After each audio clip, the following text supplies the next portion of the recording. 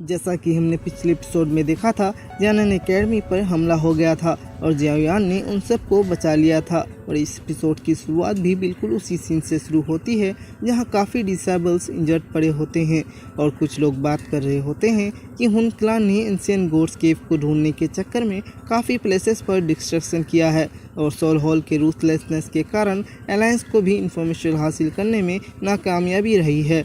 फिर हमें पता चलता है कि ये कोई और नहीं बल्कि जियानन एकेडमी के डीन होते हैं, जो कि बोल रहे थे अगर जियाओयान समय पर नहीं आता तो उस फाइट का रिजल्ट कुछ और होता। और क्लान हेड बोलते हैं कि इस समय पर उन क्लैन के एक्सपर्ट्स का गायब होना, जिसे देख सोल हॉल के एक्सपर्ट्स भी बैठे नहीं रहेंगे। तभी वहाँ जियाओयान आते हुए बोलने लगा था, आप लोग चिंता मत कीजिए, मैंने अलायंस को खबर कर दी है, वो जल्द ही अलायंस की टुकड़ियाँ हमारे पास आ जाएंगी। हमें पता है कि हुन क्लान स्ट्रॉन्ग है, लेकिन हमारा अलायंस भी उनसे नहीं डरता। उन राक्षसों को हम जियानन एकेडमी में डिस्ट्रक्शन फैलाने नहीं देंगे। लेकिन इस पर क्लान हेड बोलने लगे थे, जियानन एकेडमी में काफ़ी बच्चे हैं जिन्हें रिलोकेट करने में बहुत टाइम लगेगा। जिस पर जियाओयान बोलता है वो आसान है, इस अपॉर्चुनिटी का यूज़ हम यंगर स्टूडेंट्स को स्ट्रॉन्ग बनाने के लिए करेंगे। ये गू क्लान के सीक्रेट रियल्म का पोर्टल है, क्यों ना इसका एक दिन के लिए एक्सपीरियंस किया जाए। इसकी ताकत आउटसाइड वर्ल्ड की तुलना में कहीं ज़्यादा है। तभी डिसेबल्स बोलने लगे थे कि वहाँ काउंटलेस ट्रेजर्स और अपॉर्चुनिटी होंगे, अगर तुम उन्हें ढूंढ लेते हो तो वो तुम्हारा हो जाएगा, जो तुम्हें उन क्लान के खिलाफ लड़ने में मददगार साबित होगा। जहाँ एल्डर भी डिसेबल्स से काफ़ी उम्मीद लगाए बैठे थे। जिस पर जियाओयान बोलता है, जितने कम लोग केव के बारे में जानेंगे उतना अच्छा है, सो लेट्स ट्रेन। तभी वहाँ जूनियर आते हुए बोलने लगी थी, जियाओयान क्या तुम श्योर हो वहाँ तुम अकेले जाओगे?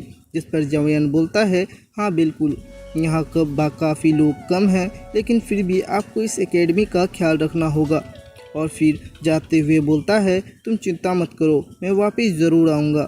जिस पर जूनियर भी हामी भरती है और फिर जियाओयान निकल जाता है। जहाँ जाते हुए बोल रहा था कि इस बार की रिफाइनिंग टावर के अंदर मैग्मा वर्ल्ड को ज़रूर अच्छे से एक्सप्लोर करूँगा। और फिर वहाँ पहुँचने के बाद जियाओयान के पास लिटिल गी आ जाता है, जिसे देख जियाओयान खुश होते हुए बोलता है, लिटिल गाई तुम काफ़ी बड़े हो गए हो और एल्डर सुक्यान और सभी ने तुम्हारा काफ़ी ख्याल रखा है। और गाइस, जिसे नहीं पता मैं बता दूं, ये फ्लेम जियाओयान को मास्टर टियान हुआ जूनजे ने दी थी एज अ गिफ्ट। और जियाओयान ने लिटिल गुई से बोलता है, यह बहुत ख़तरनाक है, इस समय में तुम्हें अपने साथ नहीं ले जा सकता, इसलिए अभी तुम यहीं रुको। जहाँ जूनियर भी उस पर ऊपर से बोल रही होती है, जियाओयान मैं आपका यहीं इंतज़ार करूँगी।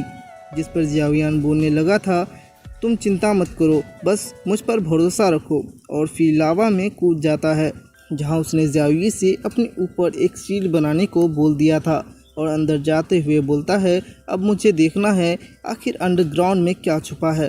और फिर अंदर जाने लगा था और गहराई में जाने लगता है, जहां जाते हुए उसे कुछ सेंस होता है, जिस पर वह रुकते हुए अपनी सोल पावर का यूज़ करने लगता है, जिनकी वजह से जहाँ लिजार्ड्स उस पर अटैक करने के लिए आ जाते हैं। जिसे देख जियाओयान खुश रहते हुए बोलता है, फाइनली ये आ गए।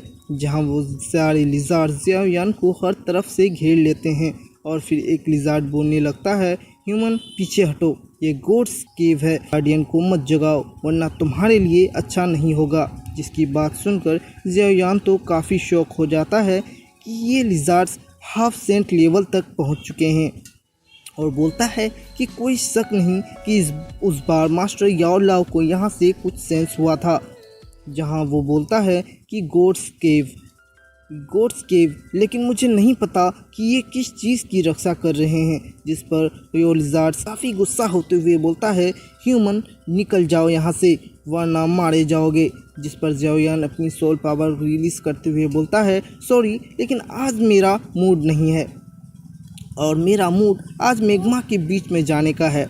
जियाओयान की एनर्जी के सामने वो लिजार्ड्स कुछ भी नहीं कर पाते और सभी दूर जाकर गिरते हैं। और फिर जियाओयान हंसते हुए काफ़ी तेज़ी से सभी को पीछे छोड़ते हुए आगे बढ़ जाता है, लेकिन फिर भी काफ़ी गहराई में जाने के बावजूद उसे एंशिएंट गोड्स केव नहीं मिल रहा होता। लेकिन तभी कुछ दूर पर लावा ख़त्म हो जाता है।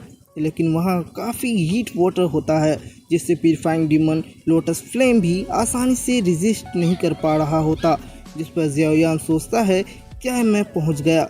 लेकिन तभी उसके चारों तरफ लावा फटने लगता है जिससे ज़ियाओयान अपनी फ्लेम से काफ़ी मुश्किल से बच पा रहा होता है।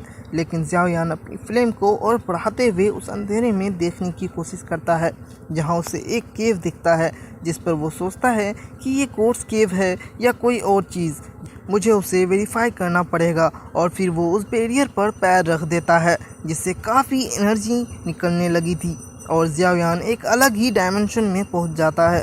इसे देख वो काफ़ी शॉक हो गया था और जब वो उसके एंट्रेंस गेट पे देखता है तो वो काफ़ी खुश हो गया था क्योंकि वो कुछ और नहीं बल्कि एंशिएंट गॉड्स केव होता है। और फिर वो उसके अंदर जाने लगा था, लेकिन वो अनजान था कि उसके पीछे एक काफ़ी ख़तरनाक चीज़ है।